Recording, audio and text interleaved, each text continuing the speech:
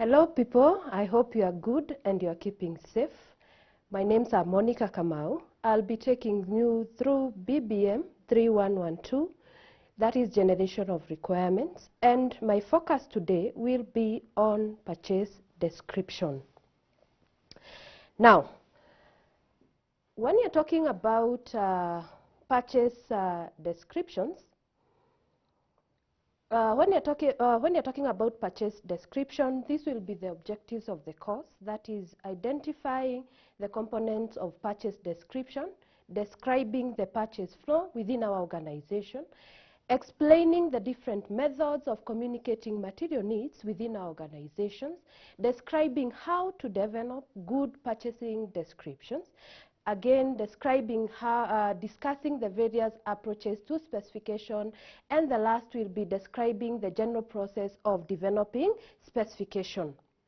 Now, the first thing we are going to talk about today is what is the purpose of purchase descriptions within our organization. But basically, let's understand what is the role of the procurement function. If you look at the history of our organization, you realize that the most functions in procurement were left to the finance people. But over time, procurement has stopped being just an activity, a tertiary activity within an organization, and it's now a focal point for the strategic management, and that is why the role of procurement, and that specifically the role of purchase descriptions comes in. What is the role of procurement? Procurement, primarily known, is taking business requirements, that is taking the specification or the requirements of the organization and going to look for suppliers, negotiating the deals, and getting the items for the organization. But it's not all about getting the needs for the organization. It's about going and getting those needs of the organization, but ensuring that you get the needs at the right cost and getting those requirements in the right quality, and also ensuring that we ensure that there is efficiency within the organization. And that is why we say that historically, purchasing contribution to the organization's success have been seen as being in two basic areas. Number one, ensuring that there is timely availability of required supplies within an organization, and number two is ensuring that we get these commodities in the right prices, also in the right quality. Remember that when you look at the purchasing function, and when you are looking at even the procurement cycle, the purchasing function starts by first identifying the needs of the organization, translating these needs into specific requirements, and then transmitting these needs to the suppliers who are supposed to supply these needs to the organization. So that is where it all starts. The quality of the commodities that you are going to get is going to be determined by this process of defining the needs. The prices and everything will also be determined by this process of describing the needs. So that brings me next to the question: what is the starting point of identifying material needs within an organization? But first of all, what is a purchase requisition? You realize that within our organization, there is both the internal customers and there is the external customers. We have needs within our organization because our organizations are divided. We have management, we have human resource, we have research and development, we have finance, and each and every of these departments has its needs. For an example, when you go to the finance people, for an example, they'll have to use computers, they'll have to use printing papers. These are needs. But who procures? Is it the finance people? No, it is not the finance people. It is us, the procurement people, who serve as the middlemen within our organization to ensure that we bring these commodities to the organization. But how do we know whether these internal customers have a need? It is through the use of a purchase requisition. So in simple terms, a purchase requisition is a document that an employee within your organization, who is the internal customer, creates to request a purchase of goods or services. So assuming that the finance person has a need, assuming that this finance officer need to buy procurement printing papers, This person cannot go to the shop and buy by themselves. They have to transmit these needs to the relevant department, and the relevant department is the procurement department, who will later develop the specification, as you are going to be seeing later, and who then again transmits the needs to the suppliers, who will supply the printing papers. So the document, because there need to be evidence of everything. We need to have documentation for everything that we use within our organization. And the document that we use to transmit this need from the internal user, who is the finance department, to the procurement department, it is the purchase requisition. And that is why we say that when you fill out a purchase requisition, you are not yet purchasing anything. Yeah? You are only notifying the procurement department that you have a need. I have a need to procure these printing papers. Yeah? You are merely beginning the process of purchase by asking for internal permission. So the starting point, the starting point of any material need within an organization, and for the internal customers, it is through a purchase requisition, which is a document that transmits the need from the user department. And we say that the organization has so many users, then it passes to procurement, who then do what? Yeah, they prepare the specification. But before we move on to the specification, let's look at the contents. Yeah, the contents of a purchase description. What is a purchase description? If you're going to tell the procurement people what you need, what do you think are the basic things that should be in the purchase description? First of all, you should note that the purchase description is not a document, is not a document that is common across all organizations. It is a unique document to a specific organization. However, there are some things that are common within this document. Number one, description of the required material or service. It is only the user who can describe what they want. It is only these finance people who can tell us as procurement people what type of printing materials do they require. Do they need printing papers? There are those specific materials that they use to generate those receipts. Is that what they need? And that is why they need to describe what in specific terms, because if we are talking about, for an example, printing papers, we have the A4s, we have the A1, we have the A2. So they need to describe the required material or service. Again, a need. And that is why we say it can either be a material or service. A need can either be a material or a service, because you can need a service. For an example, you need some training, you need again to pass to procurement so that they can procure for you, or so that they can get the person to supply the service. What else is contained in the purchase description? We need to have the quantity. If you tell me that you require those printing materials and you do not tell me in exact terms, I might start wondering as a procurement officer, what do you need, or how many? I might bring more, I might bring less. And that is why it's important for you to state in exactness the quantity that you require. And of course we say a date, because again we've said that the role of purchase description and the role of procurement within an organization is to ensure that materials get to the organization at the right time. It's very important. We don't want a shortage of materials within our organization. So it's the role of procurement people to ensure that these goods get to the organization at the right time. And that is why the date is there. You need to date when you asked for, so that we can take account of the lead time. How many days will it take? And that is why it's also, you find that in some organization, you write the date that you have asked for that need. You also indicate when you require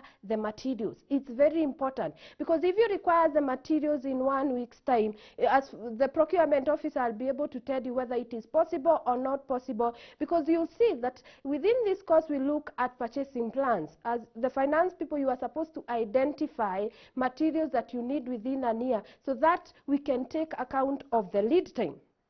Now, you also need to estimate the unit cost. You also need to indicate how much are those items. Yeah, it's part of a plan because we have already planned. When you're drawing a purchase requisition, at the end of every financial year, we do a budget. And one of the things that we include are the things that we anticipate to buy within the next year, and we include a budget. So you should already have an estimate of the amount that the item is going to cost, and it needs to be indicated in the purchase description. Then we have the date of requisition. We've talked about the date and the date that is required. That is very fundamental because, and you can see that into bracket we say that this starts the tracking cycle, because the role of procurement is to ensure that there is timely delivery.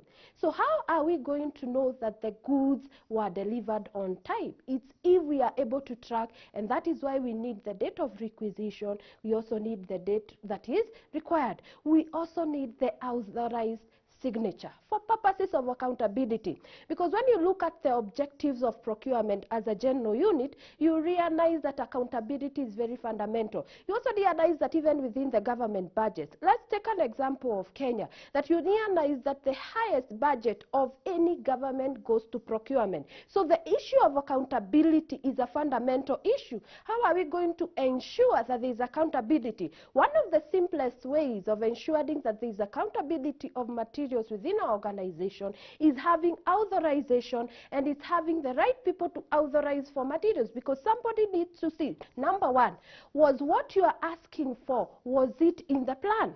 Yeah, you have to give reasons why you want to procure. Was it, number one, within the plan? Number two, you have to account. Yeah, normally, if for an example you are using 10 printing papers within a week, how comes that this time you have used 15? Yeah, is there fraud going on within an organization? Have our needs within our department increased, creating the need for more materials? And that is why somebody needs to authorize and see whether, or validate whether you need that item. But let's see, that is one of the methods, and we have said that we are talking about, here we are only talking about internal customers when we are talking about purchase description. But you also realize that we have our external customers. We have different organizations. For an example, we have Bidco, we have Del Monte, who require materials. Yeah, so when, for an example, they require materials to use in the manufacture of oil, they go to companies where they procure. These companies, those are their external customers. So we also need to understand where or how can we communicate the needs of an external customers. Now, when you are communicating the needs of an external customer, there are different methods of communicating these needs. Number one, we can use forecast. You can predict. You can actually know that in the next year, based on historical data that you have collected, you can actually tell that the next year, this is the much we require. For an example, we've been faced by a pandemic. Most of the organizations were affected, and you realize that the need for material needs decreased. So this is another year. We are facing a third phase of the pandemic. So you can imagine that when they are planning, what will they use? They will use the examples that they borrowed from the year 2020. So you need to forecast, you need to plan, because we said that procurement, you realize that procurement should not be reactive, it should be proactive, and that is why we use forecast. You actually predict, before it actually happens, you actually predict what your customers require. These are your customers, you've dealt with them over the years. Then there is another method, that is the customer order. This is a reactive, it's quite a reactive measure, because you wait until the customer orders, that is when you realize that there is a need. However, most of the time the organization will use a combine of both, and that is why we have the forecast and the customer order. So you use the forecast and you also use the customer orders. Number two, we have the reorder point system. Within our organization, the procurement function has different functions. You realize that we procure, but at the same time we store. Within our stores, we do management of stock. And one of the methods and one of the ways we can manage our stock is setting up different levels, so that you know specifically at what point do you require to buy. Yeah, and that is why we have the reorder point system. Some of these methods are actually computer-based. We use management information system to manage stocks within our organization, because you can imagine big organizations like EABL, they will not use simple methods like writing on paper. They will use a system to manage the stocks within their warehouses.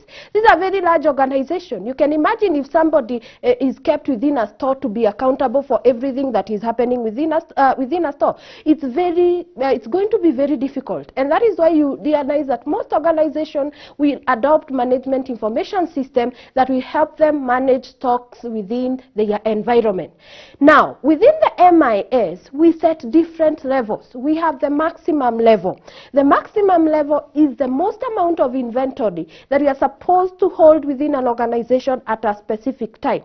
And then below the maximum level, because if you exceed the maximum level, you will be incurring cost. You will be incurring cost of holding that inventory. You will be incurring cost because that money could have been liquidated, yeah, and used for other purposes, and so on. There is also the risk of things getting redundant. You don't want that, and that is why we have a maximum level. How much can you hold? Even within our simple environments, and that is home. You can imagine that flour that you buy, you have an amount that you buy for a specific month, you have a specific amount of sugar that you buy, and maybe sometimes when you exceed that, you face the risk of these items becoming obsolete. For an example, flour becomes obsolete very quickly. You can imagine if you have stored a lot of flour within the house, it's going to get spoiled, and you don't want to risk that. And that is why you set, even though you've not written it in a piece of paper, but you set the levels. Yeah, in your mind, you know that I cannot buy more than 4 kgs of flour because within a month I cannot use that. That is why it's important for any organization to establish a maximum level. Below the maximum level, we have the reorder level. At this point is the point at which you are supposed to add more stock. We're talking of a simple example of flour. If flour if the flour that you have within your house, if, for an example, the maximum level is 4 kgs. If it goes, for an example, below maybe 2, it creates something in your mind that you are supposed to add that flour, so that you are not faced with a situation whereby you are going to cook and there is no flour for you to cook. And that is why we are talking of the reorder point system. The reorder point is that point within an organization which you are supposed to bring more, because if it goes below that, you will be facing situations of a stock out. You'll be creating it's like you are creating costs for the organization, because if the reorder point, or if we go below that point now, we are saying that we are going to be bringing emergency supplies. You can imagine printing papers get finished, for an example, when the students are doing their examinations and so on, and the people in finance want maybe to print out those exam cards. You can just imagine how it's going to be. So that is why we say this reorder point or the reorder point is very important, and the organization is supposed to have a level at which they look at the reorder point, and that is where the need arises, because at the reorder point you know that there is a need for you to bring more. And then we have the stock checks. We have stock checking and we have stock counts. Stock counts is necessary because it's government recommendation that any organization should do a stock count at the end of the year, because it serves as part of our balance sheet at the beginning of the year. But a stock check, what is a stock check? A stock check is it's an activity that is brought about by something. For an example, you are looking at your shelves and you can see that the stock has gone low, and you want to understand that maybe at that point of the month the stock is not usually that low, so you are prompted to do a stock check. You want to verify whether the records that you have, for an example, if you maintain a certain record, whether it is matching with the stocks that you have. That is a stock check. It is prompted by something. Maybe fraud has happened within an organization, so you need to do a stock check to check whether, or you need to do a check to check whether the stocks are tallying with what you have in your books. And this stock check could lead to a need. Because assuming, for an example, we had people who came, they carried laptops, and we have students who are doing computing, and they need to have laptops, or they need to have these computers within the labs. Yeah, what do? The organization must buy. Whether there was fraud or not fraud, education must continue, or they must continue learning. So there's created a need. If through a stock check something happened and the stock is below, is below the level that is required. So through that stock check, we create a need. And then we have the last one, which is cross-functional new product development teams. There's of course a need when we are developing new products, because of course we need to buy new materials, new raw materials, new components that will be required to for production of the new products. Within our organizations over time change. We change the commodities, we change the packaging of commodities, we change some materials that we have based on the needs out there. For an example, if you look at one of the commonest brands like Omo, if you look at these common brands that were used a long time ago, over time they have had to change because they have come new brands. So you find that they have cross-functional teams within the organization where they develop new products, and new product does not mean that we change the component or the commodity itself. We could also be talking about changing the packaging, because you can see, look at Omo. Maybe the generation of the past generation we can attest that one of the products that have stood out the time is Omo. Let's talk about Blue Band. Over time we have seen Prestige. Over time we have seen other commodities coming into the market. But over the time these companies have come along. But what has made them since then become relevant in the market? It is the aspect of changing maybe the packaging, changing to the needs out there, maybe changing the quantity and so on. Due to that, that is a new product, because either way, even though we are not changing the byproducts of the product itself, we could be changing the packaging, so that it can become more appealing, so that we can create or widen the market. So that creates a new product, and whereby we are talking about a new product, we will require new materials, and there is the need out there. So they become a need that we need to change packaging, so we need to have new materials within our organization. So through that, we can have new needs, or that is a way in which we can identify material needs within our organization. But away from identifying material needs within our organization, both for the internal and external customers, what is the next step? The next step is developing specifications, because we've said that purchase, for an example, the purchase description. We've said that the purchase description will only tell you about the need. It's not and we have identifying the need, and we have description of that need, because you can say that you want sugar. The question is, what amount of sugar do you want? Or we can talk about, if you want a computer, what are the specifications of that computer? If you want a camera, what are the specifications of the camera? So that brings me to the next thing, and that is specification. What is a specification? A specification has been defined as a statement of attributes for a product or the service, or the statement of the needs that needs to be satisfied by the suppliers. We have said that we have a need. The next thing we need to do is describe, give the statement of the attribute, or the statement of the characteristics of the product that you want to procure. For an example, if it is a biro, let's take even a very simple example of a biro. What type of a biro? Or what type of a marker? What type of a marker? Do you need a whiteboard marker? Do you need a permanent marker? And so on. If it is a computer, you talk of the processor, you talk of the RAM, you talk of and all those things. Is it a laptop? Is it a desktop? All those things. When you are describing the specific characteristics of the items that you want to procure, that is creating a specification. Specifying requirements correctly is fundamental. And why do we say it's important? Why do we say it's very fundamental? Because that is what will determine the quality of the materials that you are going to get within an organization. Many mistakes, or most of the mistakes that we make in procurement, come from specifying. You realize that if you don't put a wording into that specification, if you miss the type of processor or the level of processor that you want, if the supplies a lesser quality, you cannot complain, or you will not say that you are not supplied with. It was supplied, but your specification failed you. And that is why we say specifying requirements correctly is fundamental, as it is a major determining factor of cost and effectiveness, and hence the profitability of the organization.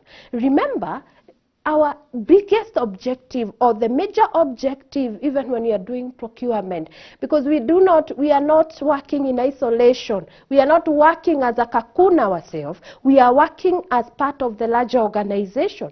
And you realize that most of the organization, their major objectives is to ensure that we reduce on cost so that we can increase on profitability. And there are many ways that you can increase on profitability. Number one is ensuring that the quality of products that you get into organization are of the right quality, so that the customers can stick to that organization, or you can attract more customers to that organization so that you can increase profitability.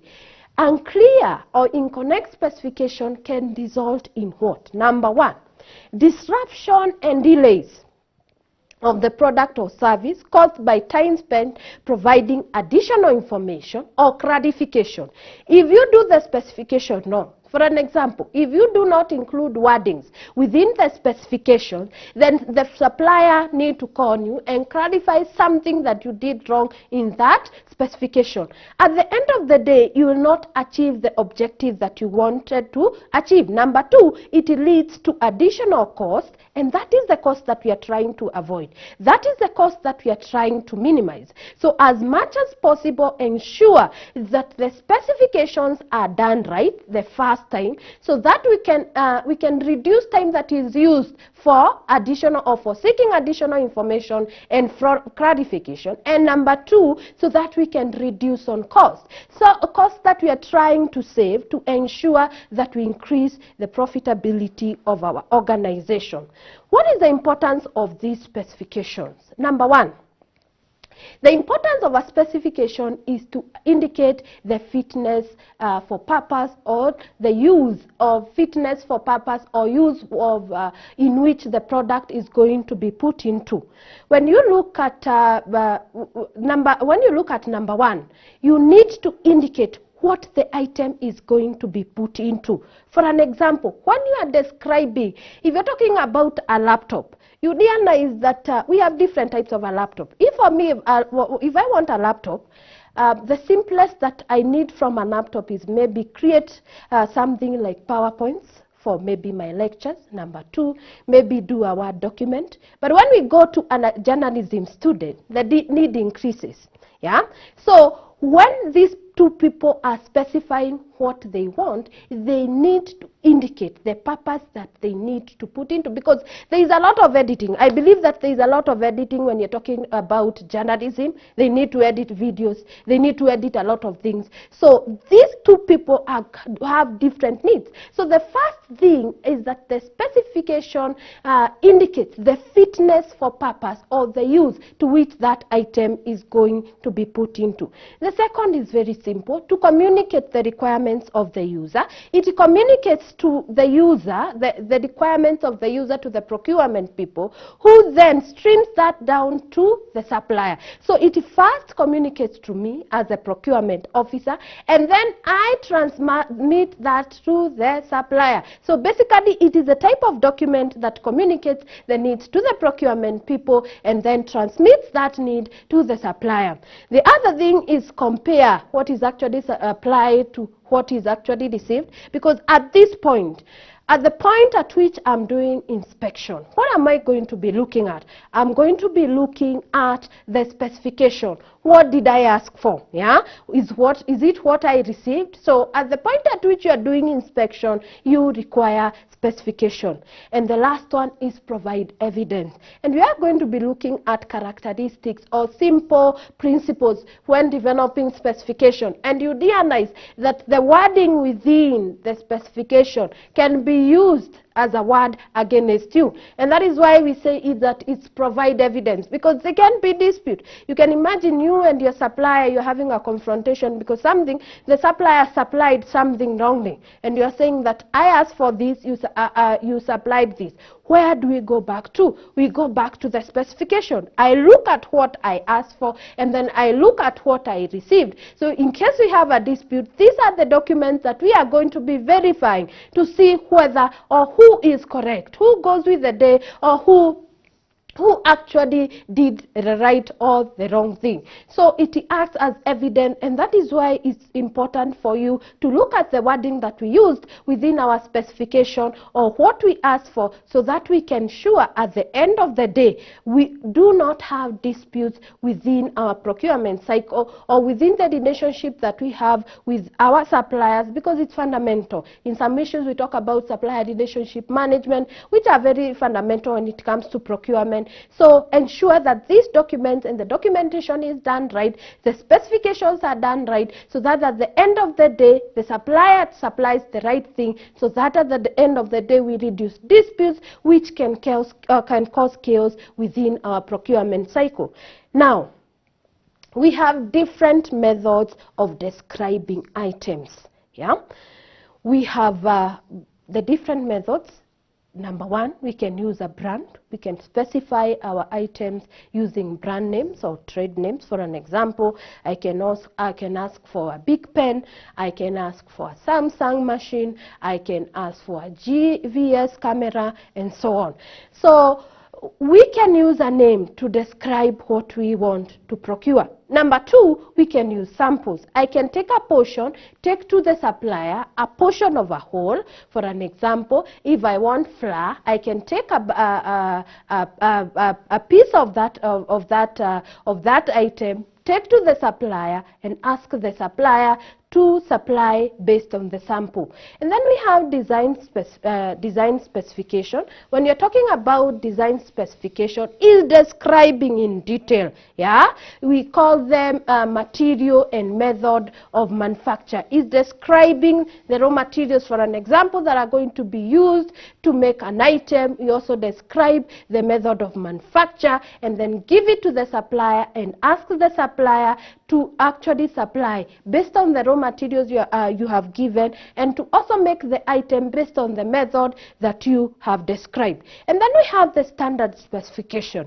The standard specification, first of all, what is a standard? When you talk about a standard, it's something that has already been pre-established. We have, for an example, ISO standards. When you look at ISO standard, these are people who have come together, agreed on the level, for an example, of a service, because for an example, we have the standard like of Mount Kenya University that has adopted, that is ISO 9001:2015. If you look at that standard, how it was developed, these are countries that come together, agree on something, agrees for an example on the level of service that should be given, or the way things or services or processes should be done within an organization, and document it, and it becomes a standard. For an example, if we look at, let's look at a simple thing like a bed.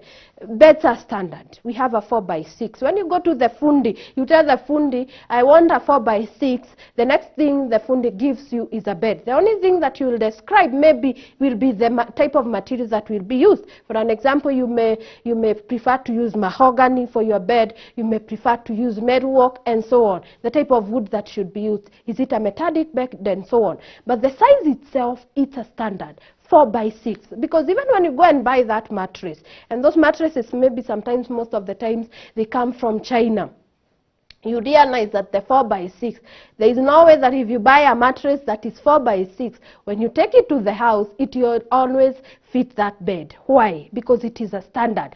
It is something that has been agreed upon by different countries, so that the issue of commerce, or when doing business becomes easy. Even look at the issue also of vehicles. Vehicles break down, yeah, and you want a spare part. These things are standard. These things come from countries like Japan, they come from China, some come from Germany. But when you get it and you are using your car in Kenya, it always fits. Why? It is a standard. And those are ways in which you can specify.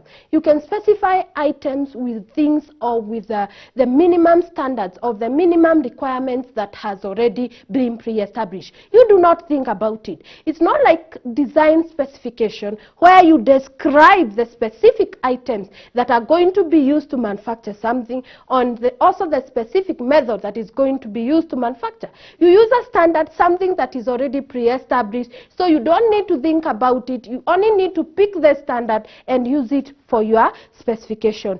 And the last specification, of which you find that one of the principles of specification development says that you use the performance specification, because performance specification only says how the item is going to be used, the purpose to which the item is going to be put into. Now, the purpose. What happens with performance specification? Performance specification passes the risk to the supplier. For an example, you go to a supplier like Toyota Kenya. You tell Toyota Kenya, I want a sports car.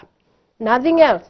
I want a sports car that can be able to go tough terrain, and you give, for an example, tough terrain is Kenyan terrain. For an example, think of Turkana and elsewhere, and then you tell this manufacturer that you want a sports car that can be able to move in that terrain. So you leave the duty of designing, thinking the technical issues of that car to the supplier. So upon supply, if that vehicle will not fit that rough terrain, you go back to the supplier and say that your needs were not satisfied because you use performance specification. You also realize that performance specification, for an example, in Kenya is the type of specification that should be used by public entities when developing their specification. Now, let's go through the types of specification, looking at what are some of their advantages and disadvantages. We start with the brand or trade name specification. You know that a brand or a trade name is something that creates the image of the organization. For an example, a brand is Mount Kenya University, yeah, and so on. We can have a brand, we have different brands, the name that establishes, or the unique name, the unique logos that an organization uses to identify itself, that is a brand.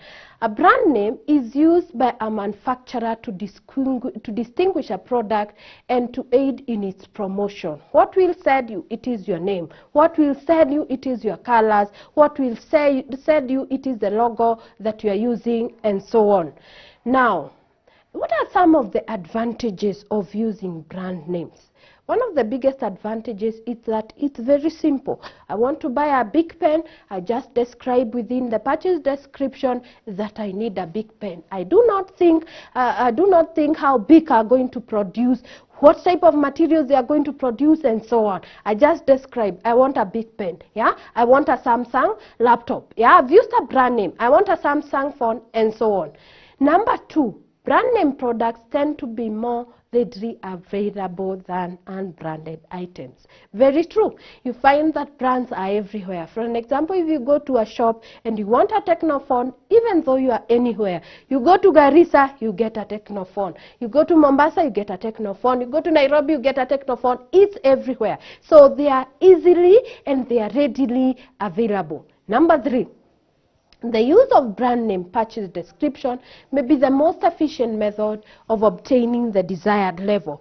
If you compare, for an example, the use of brand name and the use of design specification, you realize that when you use a brand, you will get the level of quality that you anticipate from a product. But when, for an example, you use design, there is always a 50-50 chance whether you will get the quality that you wanted when you use such specification. So it's the easiest, it is the one that you are assured you get the level, and especially if you've used the brand, you are sure that you always get the level and the desired level of quality from that item. The advantage is that the branded item may be advertised so widely and successfully as to aid in promotion of the product, and which will be incorporated. Is that, yeah, you find that brands are everywhere. I've said you can find them in Garissa, for an example, if you're talking about Technophones and so on. So they are everywhere, and they aid again in promoting the products.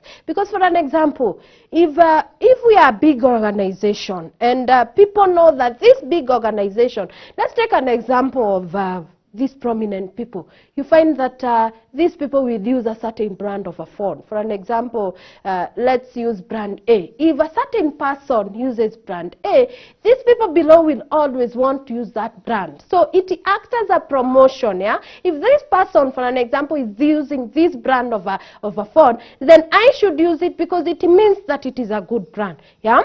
The other thing is that inspection of brand name item is relatively simple. We are not doing a lot of inspection because this item have pre-established quality, so inspection becomes very easy.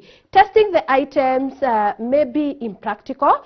The purchaser may avoid. Yeah, it becomes impractical because again, the testing has already been done by the manufacturer or the brand name, or the manufacturers or the brand name users, and so on. So by the time it's getting to the organization, the purchaser or the organization may not need to do a lot of testing.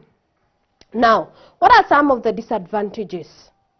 Yeah, what are some of the disadvantages?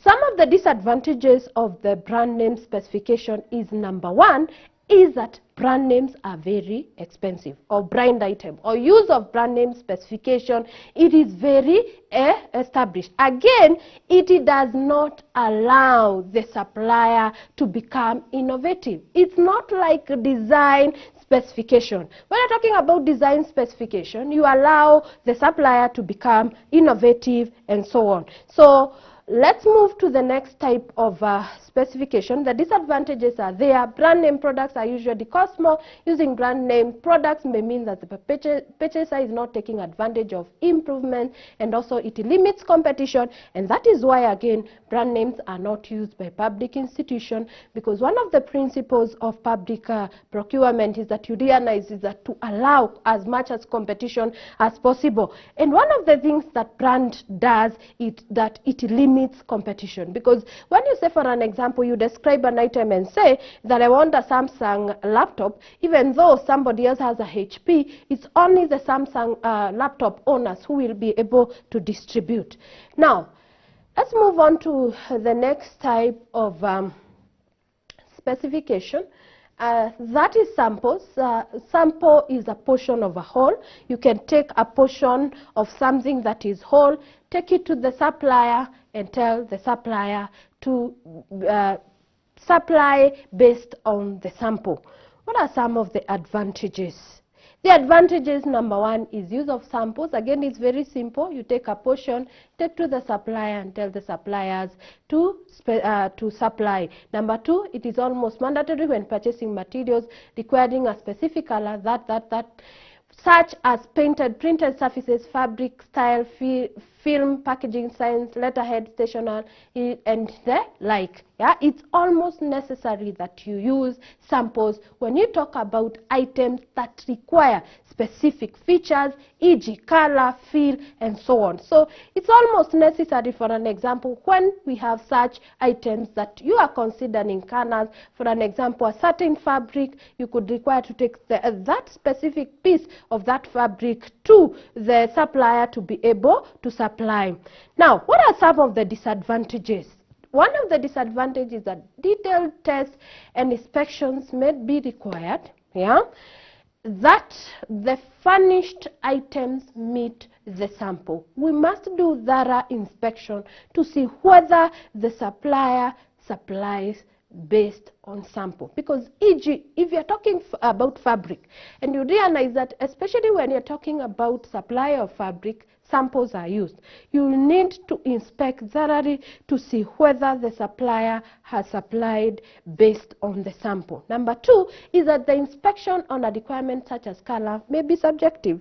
Most of the time you realize that men, for an example, are colorblind, and for an example we have yellow. We have different types of yellow. We have we have the mustard, we have the yellow, and so on. So you can imagine if you have supplied mustard and you've taken to someone and that person can see the yellow in the mustard. Yeah, and that is why we say it is subjective. So sometimes, and this may lead you not getting the right thing because these are issues that you cannot control. If somebody cannot differentiate color, it's not something under your control. However, you limit or you will not get the right quality that you wanted. No definite standards have been established when it comes to record keeping. How do you do record keeping for samples? Do you record the sample, the piece of material that you use to procure, yeah, and cut a piece from the whole and also store? What we mean is that there is no standard. There's nowhere that is specifically written how we should do record keeping, and especially when we are talking about public institution. Is there a guide on the way samples and the record keeping of samples should be done? No, and that is a loophole. The other thing is that if a sample is exactly reproduced, all performance warranty responsibility shift to the buyer as the supplier has performed. If, for an example, I've taken a piece of that, a sample, to the supplier, and the supplier supplies based on the sample, if that piece was substandard, then you will not pass the blame to the supplier and say the supplier did not supply the right quality. So you retain the risk of not having quality because you gave a sample. You said that I should if, for an example, there are new technologies, assuming maybe there are different tiles that have come up in the market, and you've taken a piece of a tile and taken to the supplier and told the supplier that I need you to supply based on this piece, then it means even if there is new technology, if the supplier is limited to the sample, they cannot add any innovation to that, because even the rule when it comes to the Supply Act, yeah, to the Supplies Act, it states specifically that if you supply based on the sample, then the supplier has, or if you ask for the supply based on the sample, the supplier has a duty to supply based on that sample. It is not the work of the supplier to advise you on the latest technology in the market and so on. Now, let's move on to design specification. What are the design specification? Design specifications spell out the detail of the materials to be used, their sizes, their shapes, tolerances, physical and chemical characteristics, and how the item is going to be fabricated or how it's going to be manufactured. So another name for this kind of a specification is material and method of manufacture. Materials to be used and the method of manufacture that is going to be used to produce that item. What are the advantages? The purchasing organization avoids having a purchase on a sole source basis. You realize that if you have been given, for an example, a simple example, if somebody gives you the item, yeah, that you need to cook a certain meal, gives you the item and tells you the menu, it becomes easy for everyone to do that. However, when this is not indicated, for an example, if somebody tells you to cook a Chinese meal, yeah, you might not know to do that. But if in this Chinese meal somebody else comes and gives you the materials to use and also the method that you are going to use to cook this food, then it becomes very easy. And that is why we say is that it avoids sole source basis. It limits, yeah, from buying from one person. The next thing is that the purchasing organization avoids paying premium prices for brands. Brands come with cost. For an example, you know those types of phones that are very expensive because of the brand. Not that they perform differently, not that they come with different quality, but it's because they are specific, they are of specific brand. Think of even clothes, think of Gucci, those brands that come with price, yeah? So you avoid a lot of premium cost from those brands. Another advantage is that design specification facilitate the corporate standardization program, and many savings are enjoyed from such a program. if you want standard, or if you want standardization, if you want similarity of the way you have, or the items that you have within an organization, the best way to specify is using design specification.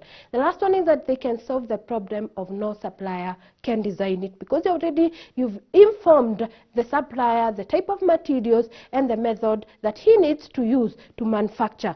Now, what are some of the disadvantages? In fact, you realize that this type of specification has so many disadvantages. Number one, design specifications are expensive, very expensive to develop, and they take a lot of time, because you need to write, you need to think through of the materials that need to be used. You also need to think through the method that is used to manufacture, and so on. Number two is that the purchaser is responsible for the adequacy of the specification. The risk of that specification, the risk of not getting the right quality lies with you as the purchaser. It does not pass to the supplier. That is very risky, because the buying firm may use obsolete technology. Because I said, if you go to a supplier and say that I want ceramic tiles for a residential house, and you already know that the technology has changed, we have moved on to wooden tiles, then you'll not blame this on the supplier. You said that you want ceramic tiles, I gave you what you needed. The other thing is that the use of design specification may deny the purchaser the latest advances in technology. You limit me to what you've given. You've already provided and stated the materials that need to be used. Even if there is innovation that has already occurred, maybe new technology has occurred, you only limit me to what you have indicated. That is where the supplier lies when it comes to this type of specification. Using design specification for material that is very similar to an item covered by a commercial standard may resort to higher unit prices. Design specification are very expensive. One thing is because of wording. We use a lot of words when it comes to design specification, and that makes it very expensive. The other thing is purchase, though the use of design specification tend to complicate the purchase order administration function. Late delivery, you will never blame the supplier on late delivery. And why is it so? It is because you retain the risk, and you've specified again on how things should be done. The purchaser usually assumes the inventory responsibility for such unique items. Now, the next type of specification is performance specification. What is a performance specification? I've said that this is the most commonly used specification. Why? It states the intended use of an item. I gave an example, and I said that you want a sports car. You go to Toyota Kenya. You tell Toyota Kenya, I want a sports car that can actually move on the rough terrain, and give specifically maybe the Kenyan terrain, and even give a town. For an example, you want to move to Turkana, and you give the responsibility of that supplier to supply you.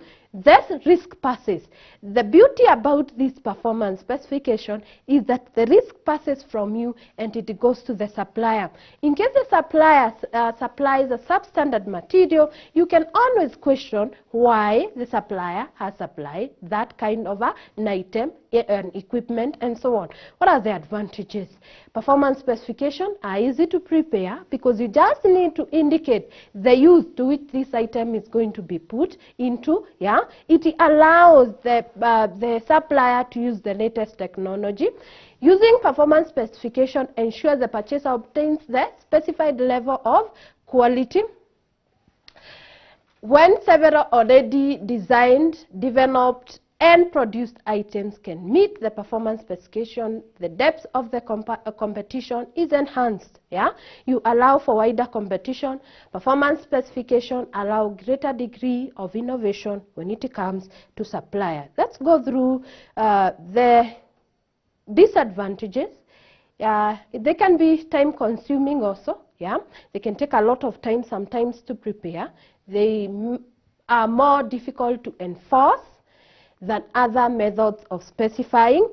They may be too elaborate for simple or minor projects, and performance specification delegates the technical responsibilities to the construction industry, where the contractor, instead of the architecture engineering firm, is responsible for the results. There is a lot of delegation that happens, so sometimes it's a risky affair, especially when you're talking about construction or engineering projects. Now, let's go very quickly through maybe some of the principles of specification writing. Number one is that if something is not specified, is unlikely to be provided. If you do not indicate what you want, then it will be very unlikely to provide. Then the other thing is that every requirement increases the price. And this is very important when you are developing the specifications.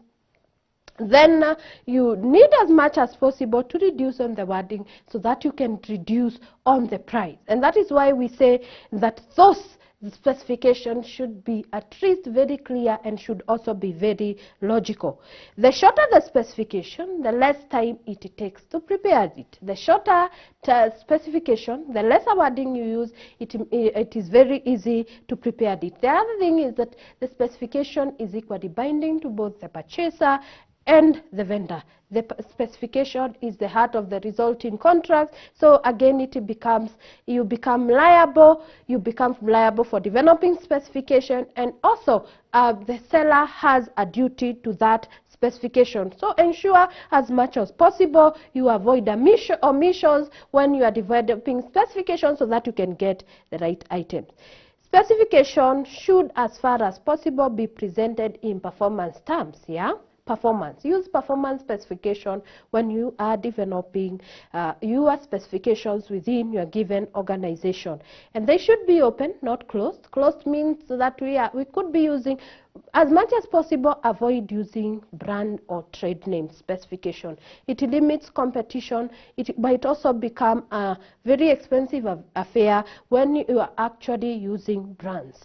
And the other thing is that specification must not conflict with national or international standards, with health and safety or environmental laws and regulation, because these makes it illegal.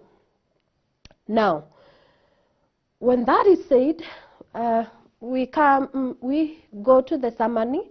I think today we have learned about purchase descriptions, how needs are transmitted within an organization, how they are passed to the purchasing people, and then the purchasing develop the specification. And we have said that it's very important as an organization to develop the right specification so that at the end of the day we can have quality products within our organization, so that we can get materials within our organization at the right time, so that we can ensure that the overall objectives of the organization are met. And so that at the end of the day we know that we have reduced costs, which will lead to the profitability within our organization. Without ado, people, I want to thank you and ensure that you stay safe.